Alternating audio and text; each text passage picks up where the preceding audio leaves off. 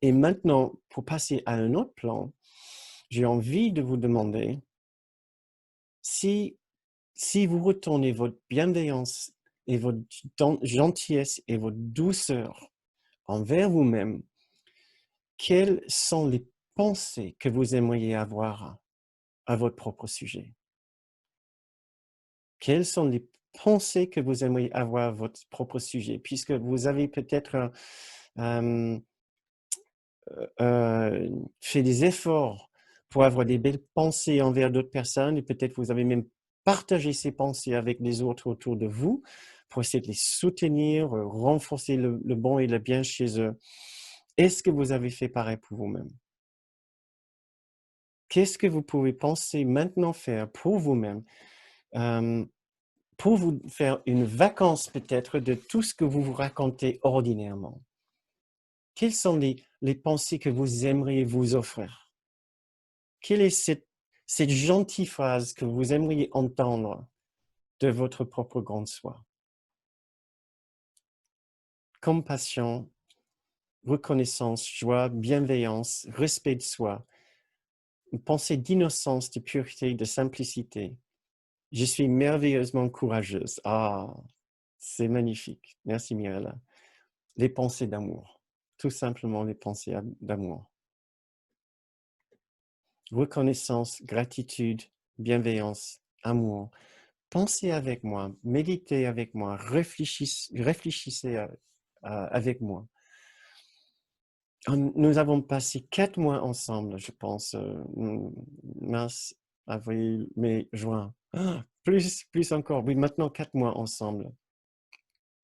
À nous exercer vraiment à réfléchir à la bienveillance, la gentillesse, la douceur, accepter la paix, etc. Est-ce que nous nous sommes offerts quelques minutes d'une bande de gentillesse envers nous-mêmes, à notre propre sujet? Prenons maintenant quelques minutes ensemble pour nous offrir une vacance de nos pensées ordinaires, de notre façon habituelle de penser de nous-mêmes. Reconnaissance, gratitude, bienveillance, amour, la satisfaction juste d'être. Tu es merveilleuse. Je suis bien d'accord, Yasmina. Générosité et tolérance. Merci, Véronique. Sois confiante. Merci, Joël. Plus de légèreté et de douceur. Donc, tu pourrais peut-être suggérer, tu as le droit de ressentir plus de légèreté et plus de douceur. Tu as bien le droit d'accepter plus de légèreté et plus de douceur. N'ayez pas le moindre doute.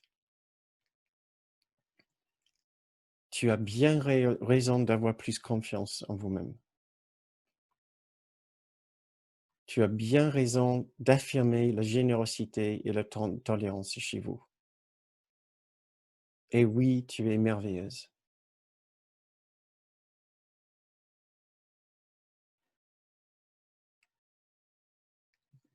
Donnez-vous avec moi ici une petite douche de bienveillance et de douceur et de gentillesse. La patience avec vous-même. Merci Christine. Plus de patience, oui, absolument. Vous n'avez pas besoin d'être impatiente avec vous-même. Certainement pas. Il y a tout le temps dans l'existence. Dieu n'est pas pressé. Jésus n'est pas pressé. Le Saint-Esprit n'est pas pressé.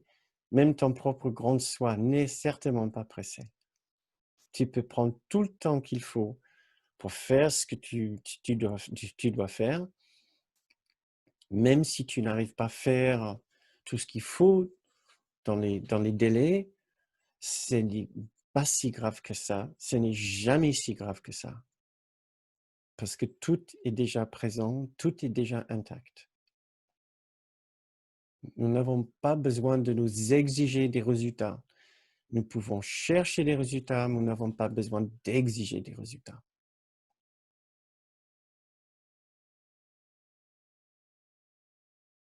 Tu vois que même toi, tu peux t'améliorer avec le temps.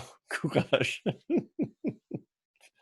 Même toi, eh ben là, même toi, cher ami, tu peux t'améliorer avec le temps. Courage.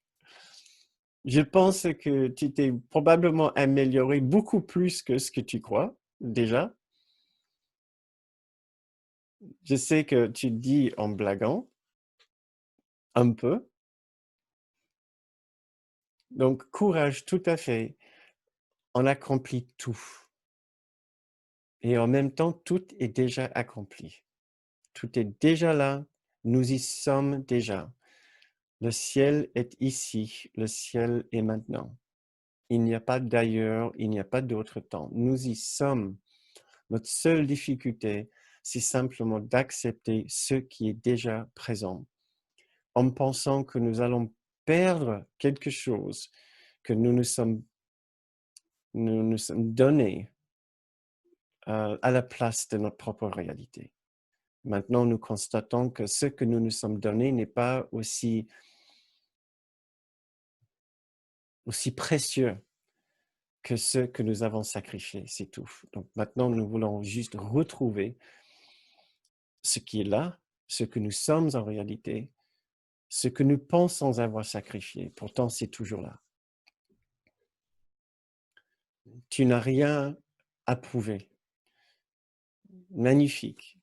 Merci Marie-Josée. Tu n'as absolument rien à prouver. Tu n'as pas de compte à rendre. Il n'y a pas de juge. Il n'y a pas de juge.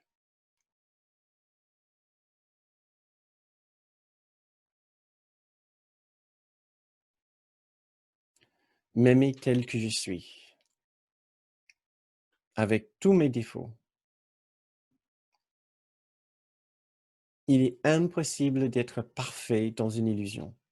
Totalement impossible et totalement absurde de penser qu'on peut être parfait dans une illusion. Mais quelle idée! À quoi ça sert d'être parfait dans une illusion? Et notre réalité est déjà parfaite. Tout ce que nous devons faire, c'est de voir la différence entre notre soi illusoire et notre soi réel. On regarde notre soi illusoire avec douceur, compassion, gentillesse, et on ne cherche pas à le changer. On cherche à l'observer avec toujours plus de douceur, toujours plus de gentillesse. C'était le sujet de notre dernière séance, je pense que c'était la séance 15 dans cette série La douceur continue. M'aimer tel que je suis, arrêter de vouloir être une super maman, car je le suis déjà. Ah, ça c'est bien. Tu es un parent qui va commencer à refuser de se culpabiliser. Parce que les parents qui se culpabilisent, on les trouve un peu trop facilement. Ça ne veut pas dire qu'il y a des parents parfaits. Comme nous avons constaté, c'est impossible d'être parfait. Euh, euh, nous pouvons toujours avoir des regrets, nous pouvons toujours vouloir faire mieux, mais se culpabiliser va certainement pas nous avancer et va nous empêcher d'être la personne aimante que nous essayons d'être. Donc, oui, je suis sûr que vous êtes déjà des magnifiques parents, même si vous n'êtes pas des parents parfaits. Souvenons-nous, nous ne pouvons pas être des parents parfaits. Nous ne serons pas des enfants parfaits envers nos parents non plus. Il y a toujours la tentation de ressentir de la culpabilité par rapport à nos parents, comment nous sommes par rapport à nos parents. Et l'inverse est aussi vrai en tant que parents par rapport à nos enfants. Et c'est simplement parce que la culpabilité, c'est le sang qui coule dans les veines de l'individualité, de l'illusion et de la séparation. C'est ce qui donne substance et qui fait vivre la dualité, la séparation, la dualité et l'illusion, la séparation. Donc, ne soyez pas surpris quand vous ressentez encore le pincement de la culpabilité. Essayez au plus vite simplement de l'observer et de savoir que, c'est juste le signe que mon petit soi a réagi. C'est ma particularité, mon individualité qui réagit ici. C'est le petit esprit, c'est pas le grand esprit. Je peux toujours essayer de mieux faire, mais cela ne veut pas dire que je dois ressentir cette culpabilité écrasante pour laquelle je pense toujours que je dois subir une attaque ou un problème ou que cela va provoquer un malheur quelque part. C'est dans la nature de la culpabilité de nous faire craindre l'avenir. Donc surtout, nous voulons nous rendre compte que nous voulons mieux faire, mais sans ce sentiment de culpabilité. Et nous pouvons être fiers de nous rendre compte que oui, nous voulons faire mieux. Nous pouvons toujours être plus aimants, plus dans l'amour, un meilleur parent, un meilleur enfant envers nos parents. Mais cela ne veut pas dire que si nous ne le sommes pas, que nous méritons le jugement ou une punition ou un malheur quelconque, que nous devons craindre un jugement. Voilà. Ça, c'est la manière de l'ego, la manière de la séparation. C'est le système de pensée qui renforce, qui est à l'origine de la séparation et qui le renforce tous les jours dans notre esprit. Et c'est ce que nous voulons éviter de faire maintenant. Et même quand nous retombons dedans, nous voulons simplement nous observer encore avec cette énorme patience et cette énorme compassion.